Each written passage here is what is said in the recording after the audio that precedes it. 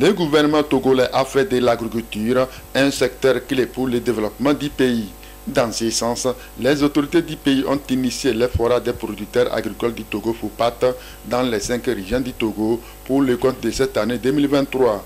L'une des thématiques abordées au cours de ces rencontres est la mécanisation de l'agriculture. Selon certains acteurs du domaine, le Togo dispose d'un cadre institutionnel et des atouts pour la mécanisation de son agriculture. Le Togo fait son chemin avec notamment les programmes et les outils dont l'État a mis en place pour appuyer cette mécanisation. Quand vous prenez l'APRODAT, l'Agence de promotion et de développement des agropoles du Togo, vous prenez le MIFA, le mécanisme d'initiative de financement de l'agriculture, vous prenez l'ATA, Agence de transformation agricole, c'est des structures qui sont là, à qui on doit donner encore de la matière pour pouvoir pousser cette mécanisation à se réaliser au Togo. Et il faut aussi y ajouter le financement. Le Togo dispose d'une jeunesse, d'une main-d'œuvre, la jeunesse. Le Togo a des potentialités. Quand vous voyez 3,8 millions d'hectares de terre non exploitées, vous voyez les fleuves qui peuvent nous permettre de maîtriser l'eau. Quand vous mécanisez, vous pouvez exploiter de grandes surfaces. Et vous pouvez aussi produire plus. La société Calafi, depuis 2007, mène beaucoup d'actions dans le domaine de l'agriculture en fournissant des intrants agricoles améliorés, que ce soit les semences, que ce soit les engrais améliorés, et donne des conseils aux producteurs. Nous aménageons aussi les terres avec des outils performants. Nous faisons des services de labour au profit des paysans. Ce sont des labours payants que la société fait. Pour atteindre les objectifs, du chemin reste à parcourir. Malgré les terres disponibles chez nous, nous peinons toujours à mettre des outils performants pour le développement de cette agriculture. Nous devons réorganiser les vrais producteurs à la base et mécaniser surtout le secteur. Il faut articuler des modèles de développement dans le secteur agricole et pour leur permettre de les implémenter sur le terrain. La pluie n'attend pas le programme. Donc il faut qu'on soit opérationnel sur le terrain au temps T, au moment où les gens ont besoin de nous. Et aussi, surtout sur le volet de la mécanisation, il faut que les pouvoirs publics puissent voir si c'est la mise en place d'une banque agricole qui puisse nous pousser à mécaniser le secteur et d'appuyer les actions du gouvernement. Le secteur agricole participe à plus de 40% à la construction du PIB au Togo et emploie près de 2/3 de la population active. Développer ce secteur permettra de lutter contre la pauvreté et de créer des emplois.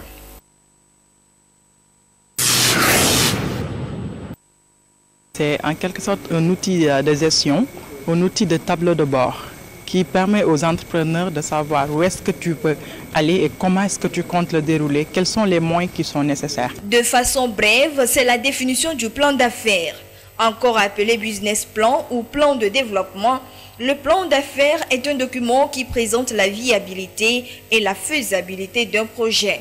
Dans le domaine de l'entrepreneuriat, par exemple, le plan d'affaires constitue un outil par excellence pour convaincre les partenaires financiers et autres parties prenantes. C'est généralement composé de 2 parties.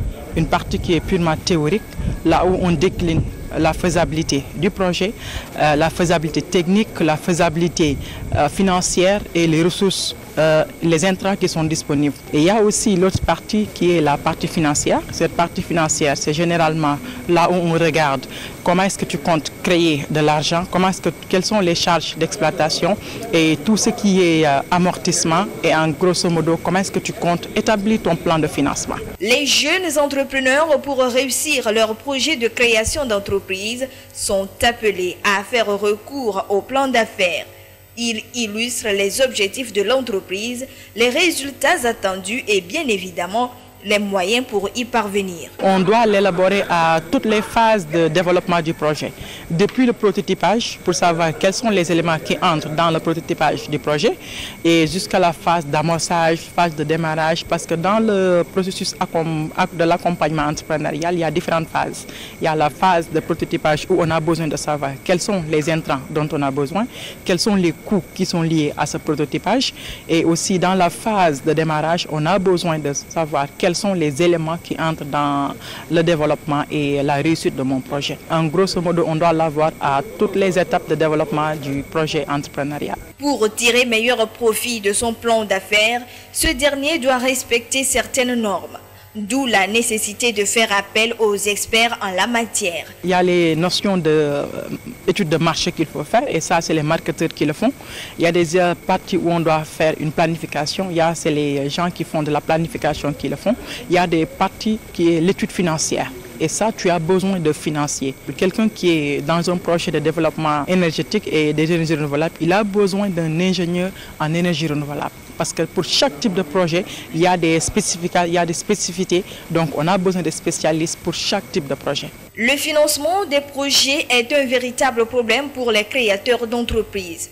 L'accès au financement est limité, ceci à cause des plans d'affaires peu fiables. Un défi majeur dans les pays en développement.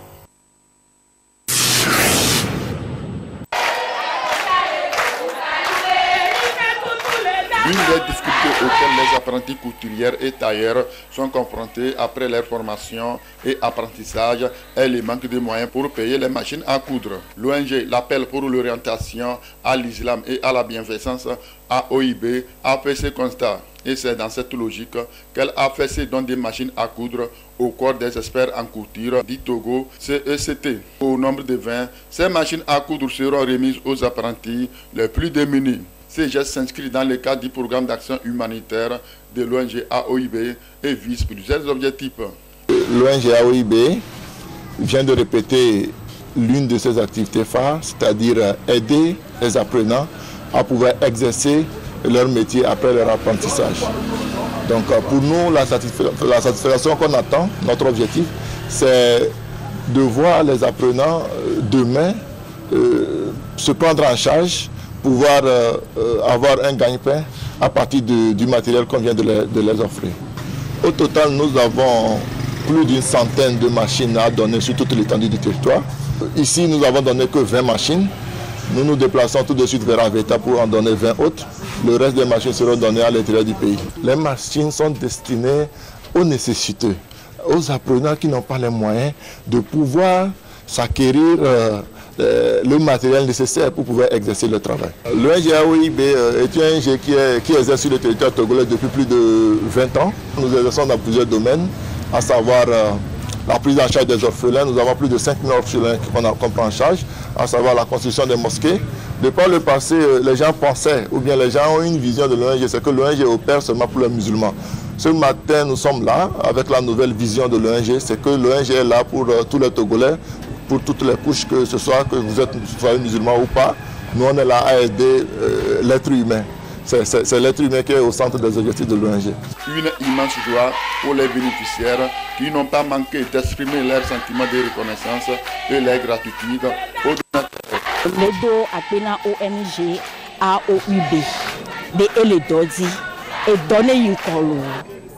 Yaira et Mbionamiro. Nyao blona machine ko minamia milazin. Machine ke onamia les miabe centre milazin ko susube miabe vio ne wate yin ko le doke o le pla le miagboa et ameko la ba vatan watan la ba suivre nenia. Donc vide gede daso machine ke minami fifi ame gbogori et sibele ke mi biomi nenia machine on le vale centre beni comme machine on le vale centre beni comme et après bureau et la accord de vie ko tente moule yo mutele wole kebe do wa mi la yo aso machine na kero wa tilo. Nous sommes très émus pour les lots qu'on nous a remis. Donc, quant à ce qui concerne l'usage de la machine ou des machines, nous allons veiller sur ça, les suivis. Et nos remerciements vont également à tous les promoteurs, que ce soit les partenaires extérieurs et internes, parce que nous avons besoin des machines. Il y a plein des apprenants qui n'en ont pas. Donc nous sommes dans les besoins. Donc c'est nos soucis de les encourager dans le métier de la couture et puis bon, de les faire la promotion du genre ainsi que les autres aussi. L'ambition pour l'ONG AOIB est de toucher toutes les couches vulnérables. Elle compte dans ce sens sur l'appui des bonnes volontés et de ses partenaires. Notre ambition, c'est de pouvoir accompagner le gouvernement dans cette œuvre-là, à pouvoir permettre aux Togolais de s'auto-employer, de pouvoir se prendre en charge et de créer un revenu par personne individuellement, de pouvoir créer eux-mêmes leur propre emploi. L'ONG AOIB intervient dans le domaine social, celui de la santé et de l'environnement. Le court-circuit, très simplement, c'est un phénomène électrique qui se produit entre deux conducteurs électriques quand ils se touchent. Un contact direct entre deux conducteurs électriques. Donc c'est ça qu'on appelle court-circuit. Ça peut entraîner l'incendie. Les causes sont multiples. Ça peut être de surcharge sur une ligne. Ça peut être la détérioration de l'isolant, de gaine protectrice de lame conductrice de courant électrique. Donc vous voyez dans une maison par exemple, vous voyez que les câbles électriques sont protégés. Ça peut être dû à la chaleur. Ce sont là quelques causes des incendies liés au branchement d'appareils électroménagers. Plusieurs entreprises et ménages ont payé de lourds tributs à travers ces incendies. L'électricité n'est pas visible, n'a pas d'odeur. C'est très dangereux. Et c'est vrai que les accidents ne sont pas vraiment fréquents, mais si l'accident est là, c'est vraiment fatal. Ça mène jusqu'à la mort. Pour assurer la protection et la sécurité des installations électroménagères, plusieurs mesures sont à prendre. L'on peut citer entre autres l'entretien et la maintenance périodique des installations d'appareils électroménagers. Pour les court-circuits, la protection, ce n'est pas disjoncteur. Donc il faut mettre des disjoncteurs sur les lignes. Quand je parle des disjoncteurs, je ne parle pas de n'importe quel disjoncteur, les disjoncteurs de bonne qualité. Donc sur les lignes, bien calibrés pour la ligne. On parle de la sécurité électrique, c'est la coordination de protection de telle manière que si un danger arrive, il faut que ces dangers n'atteignent pas et l'utilisateur et les biens qu'on a à la maison.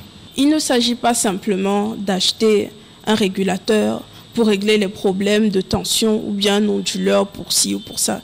Il s'agit de s'assurer de prendre un produit qui va résoudre le problème dans la durée. D'acheter un produit où on est sûr que s'il y a un quelconque souci, on peut appeler des personnes qualifiées qui vont nous dire exactement quoi faire pour éviter les incendies, etc.